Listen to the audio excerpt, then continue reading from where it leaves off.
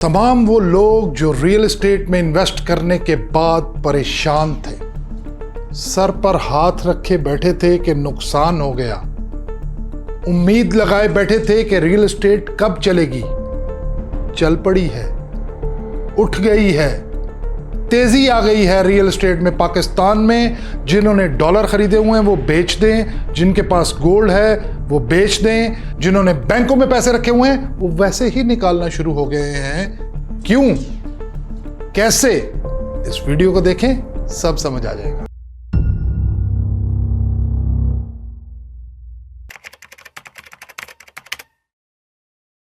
बिस्मिल्लाहिर्रहमानिर्रहीम। जैसा कि आप इंट्रो में सुन चुके हैं कि ये जो वीडियो मैं अभी बना रहा हूँ, इसमें मैं रियल एस्टेट में जो अभी बूम आ चुका है, तेज़ी आ चुकी है, उसके बारे में थोड़ा सा एक्सप्लेन करूँगा और फ्यूचर में क्या होने जा रहा है उसके बारे में मैं आपको बताऊँगा। सबसे पहले मैं आपको ये बताऊँ कि रियल एस्टेट नीचे क्यों गई थी। जब पीडीएम गवर्नमेंट आई थी उस वक्त इकोनॉमी के हालात काफ़ी डाउन थे, आईएमएफ से बेल आउट पैकेज लेना था, आईएमएफ की रिक्वायरमेंट थी कि आप अपना टैक्सेशन का बेस जो है, टैक्स कलेक्शन, उसको इंक्रीज़ करें। उसको इंक्रीज़ करने के लिए, क्योंकि रियल एस्टेट मार्केट पाकिस्तान में एक बड़ा सोर्स है जिसकी वजह से रेवेन्यू जो है वो गवर्नमेंट को आता है, तो इस वजह से रियल एस्टेट के ऊपर काफ़ी ज़्यादा जो है वो टैक्सेशन लगाई गई। ये नहीं सोचा गया कि टैक्सेशन को इंक्रीज करने की वजह से ये मार्केट बैठ सकती है और ये सेक्टर जिससे काफ़ी ज़्यादा टैक्स कलेक्शन होती है वो स्लो हो सकता है। बहरहाल गवर्नमेंट की मजबूरी थी। उसके बाद जब गवर्नमेंट आई तो गवर्नमेंट ने 2024-25 का जो बजट था उसमें रियल एस्टेट के ऊपर काफ़ी ज़्यादा टैक्सेस जो हैं वो इन्हेंस किए और एक नई category of tax payer introduce कराई। पहले फाइलर था, नॉन फाइलर था, अब उसके बीच में एक लेट फाइलर वाली इंट्रोड्यूस करवा दी। उसके अलावा फेडरल एक्साइज ड्यूटी इंट्रोड्यूस करा दी, जो existing withholding tax as seller और as buyer under section 236K and 236 Charlie देना होता था बायर ने और सेलर ने, उसको काफ़ी ज़्यादा इंक्रीज कर दिया फाइलर के लिए, नॉन फाइलर के लिए और जो है वो लेट फाइलर के लिए, जिससे रियल एस्टेट की मार्केट डाउन से डाउन जाती गई। और फिर उसके अलावा पीडीएम की गवर्नमेंट में एक deemed rental income tax under section 7E वो इंट्रोड्यूस करवा दिया गया। तो ये सारी चीज़ें थी जिसकी वजह से रियल एस्टेट की मार्केट डाउन गई।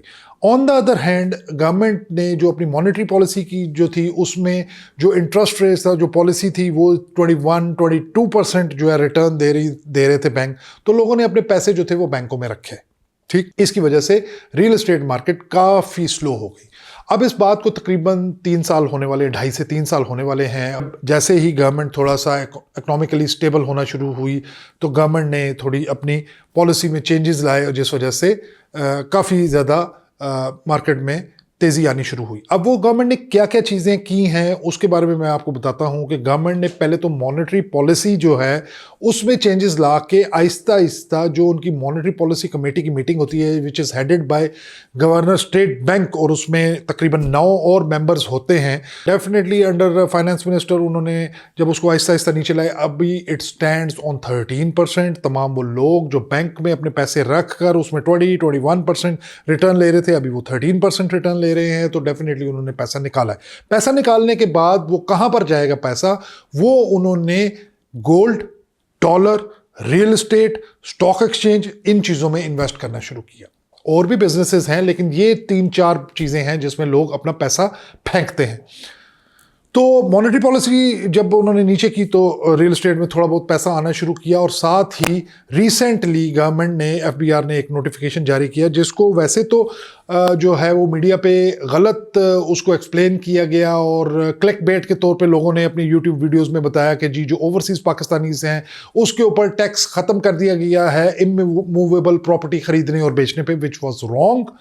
उसमें असल में एफबीआर ने, गवर्नमेंट ने यह डिसीजन किया था कि तमाम वो ओवरसीज पाकिस्तानीज जो पाकिस्तान में फाइलर नहीं है और उनको नॉन फाइलर वाला टैक्स देना पड़ता है सेल एंड परचेज के टाइम पे, रियल एस्टेट के प्लॉट्स, घर या इमूवेबल प्रॉपर्टी जो भी है, उसके लिए उन्होंने एक ऐसा सिस्टम बनाया कि उनको अगर वो ये साबित कर देते हैं कि वो ओवरसीज पाकिस्तानी है, जो आप अपने नायका कार्ड से अपना stay outside the country 183 days in a year, तो आप ओवरसीज पाकिस्तानी वो साबित कर देते हैं, तो आपको वो फाइलर कंसिडर करके आपसे फाइलर वाला रेट लेंगे। ये बड़ा पॉजिटिव चीज़ थी जिसकी वजह से मार्केट में एक अच्छा इम्पैक्ट आया। रिसेंटली अबाउट 2 वीक्स अगो जो FBR चेयरमैन हैं उन्होंने ये अनाउंस किया और अखबारों में आया, सोशल मीडिया पे आया कि जी हम जो विद होल्डिंग टैक्स है which is under section 236K for the buyer and under section 236 Charlie C for seller, वो फाइलर का अलग है, नॉन फाइलर का अलग है, और जो लेट फाइलर है उसके लिए अलग है। ऑल्दो कि लेट फाइलर वाली कैटेगरी आगे चल नहीं सकी बिकॉज उसके ऊपर अभी तक जो है वो कोर्ट में केस चल रहा है, और जब भी उस पर फैसला होगा सो होगा, इसलिए सिर्फ फाइलर और नॉन फाइलर वाली कैटेगरीज चल रही हैं। मैं आपको ये बताना चाहता हूं कि जो चेयरमैन FBR हैं उन्होंने ये अनाउंस किया कि हम IMF को अप्रोच करेंगे और इसमें हम विद होल्डिंग टैक्स जो है उसको हम डिक्रीज करेंगे। ये भी एक पॉजिटिव इम्पैक्ट था, जो एक वाइब आई रियल एस्टेट की मार्केट में, जिसकी वजह से लोगों ने पैसे जो हैं वो रियल एस्टेट मार्केट में फेंकने शुरू किए। अब रिसेंटली एक ऐसी न्यूज़ मैं आपको देने जा रहा हूं जो अभी तक किसी को पता नहीं है और अभी तक उसकी प्रोमलगेशन नहीं हुई यूट्यूब के ऊपर, सोशल मीडिया के ऊपर, और नॉर्मल इलेक्ट्रॉनिक मीडिया चैनल जो हैं उसके ऊपर ये न्यूज़ नहीं आई है अभी तक।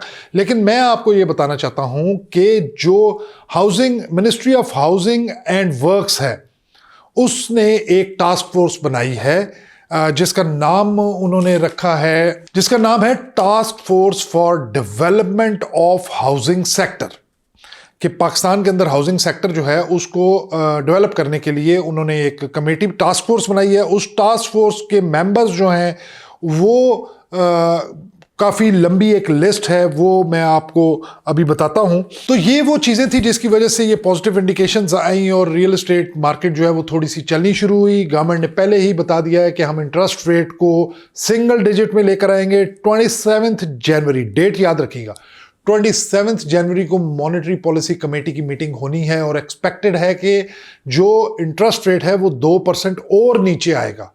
अगर 13 पे है तो 11 पे आएगा, हो सकता है वो उससे ज़्यादा भी कर दें, कम भी कर दें, लेकिन 27 जनवरी को मीटिंग होनी है और फिर नेक्स्ट मीटिंग जो है वो मार्च के महीने में होनी है, उससे अगली जो है वो मई के महीने में होनी है और फिर जून के महीने में होनी है।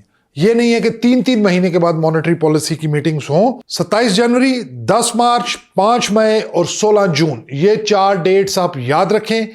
इस पे तमाम इन डेट्स पे मॉनेटरी पॉलिसी कमेटी की मीटिंग्स होंगी और वो इंशाल्लाह ताला सिंगल यूनिट में इसको लेकर आएंगे, सिंगल डिजिट में इंटरेस्ट रेट को, जिसकी वजह से लोग बहुत तेजी से अपने पैसे जो हैं वो मार्केट में लेकर आएंगे।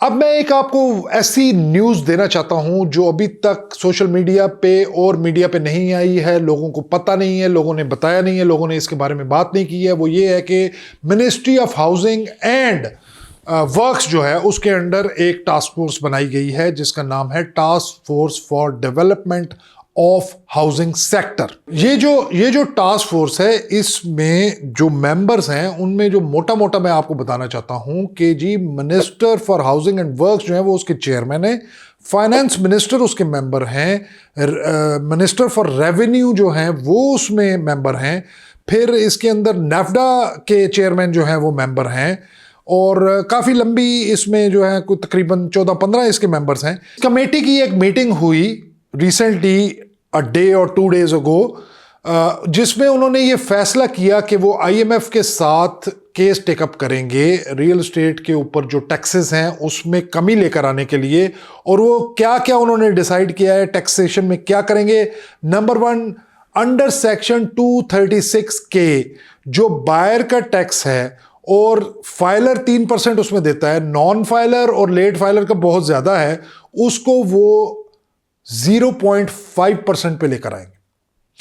जो सेलर का टैक्स है 3% फाइलर का है और उसको वो फर्दर नॉन फाइलर और लेट फाइलर का और है। ऑल्दो कि लेट फाइलर वाली कैटेगरी अभी लागू नहीं है, लेकिन फिर भी जो नॉन फाइलर है उसका बहुत ज़्यादा है, फाइलर का 3% है, उसको वो 2% पे लेकर आएंगे।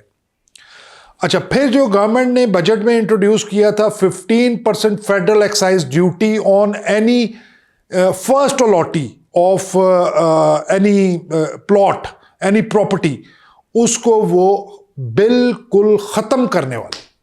उनकी सजेशन ये है कि इसको ख़त्म किया जाए। इसके बाद एक और टैक्स है deemed rental income tax under section 7E। Link मैंने नीचे दिया हुआ है, उसको एक्सप्लेन किया हुआ है कि वो किस प्रॉपर्टी के ऊपर लागू होता है और कौन कौन उसमें एग्जम्प्ट है, एग्जम्पशन सर्टिफिकेट आप कैसे लेते हैं।